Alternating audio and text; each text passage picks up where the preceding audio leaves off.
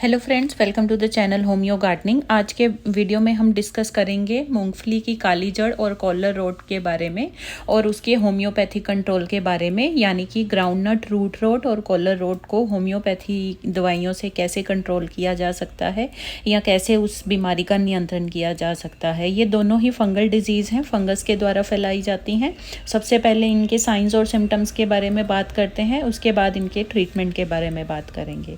तो जो root road of groundnut होता है, जिसे कि मूंगफली की काली जड़ भी बोला जाता है, ये मैक्रोफेमिना फिजियोलिना एक फंगस होती है या राइजोटोनिया, उसके द्वारा फैलाई जाती है। जब बारिश के दिनों में टेम्परेचर तो हाई होता है, लेकिन खेतों में पानी खड़ा हो जाता है, ज़्यादा ह्यूमिडिटी की वजह से जो है जड़ गलन होती है। और इसके साइंस और सिम्टम्स की बात करें तो मिट्टी की सतह के ऊपर आप सफ़ेद रंग की आपको फंगस दिखाई देगी, और सॉइल सरफेस के ऊपर, मिट्टी की सतह के ऊपर जो इसकी ब्रांचेस होती हैं वो सूखनी शुरू हो जाती हैं। पत्ते जो होते हैं वो ब्राउन कलर के सूखने शुरू हो जाते हैं, और नीचे जो मूंगफली बनती है, मूंगफली के पोड्स के ऊपर, मूंगफली की जो फलियां होती हैं उसके ऊपर काले रंग के आपको स्पॉट्स या फंगस दिखाई देगी। जो जड़ है वो गल जाती है, ब्राउन कलर की हो जाती है या ब्लैक कलर की हो जाती है, और गलने की वजह से उसके अंदर से बहुत गंदी जो है स्मेल आती है या बदबू आती है। अब बात करेंगे कॉलर रोट ऑफ ग्राउंडनट, मूंगफली के कॉलर रोट के बारे में। ये भी एक फंगल डिजीज़ है, एस्परजिलस नाइगर फंगस की वजह से होती है। ये बीज और बीज के बाद जो पौधा निकलता है, सीडलिंग होती है, दोनों को ये अफेक्ट करती है। कई बार अगर ये फंगस जो है वो मिट्टी में मौजूद होती है, तो जब हम बीज लगाते हैं तो उस बीज में से अंकुरन नहीं निकलता और बीज मिट्टी के अंदर ही सड़ जाता है, गल जाता है।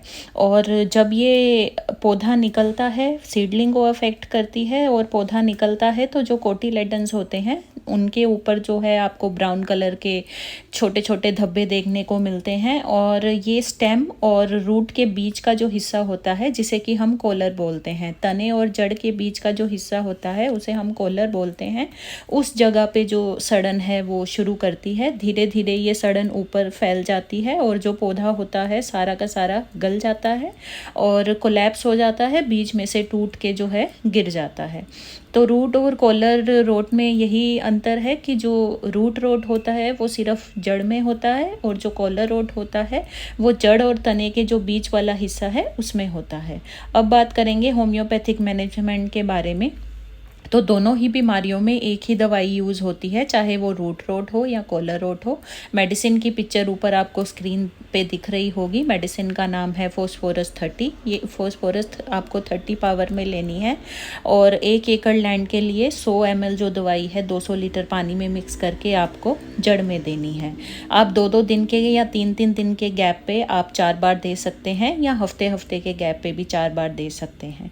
तो ये थी सारी information homeopathic management of root rot and collar rot in peanut और ग्राउंडनट। आज के वीडियो में इतना ही।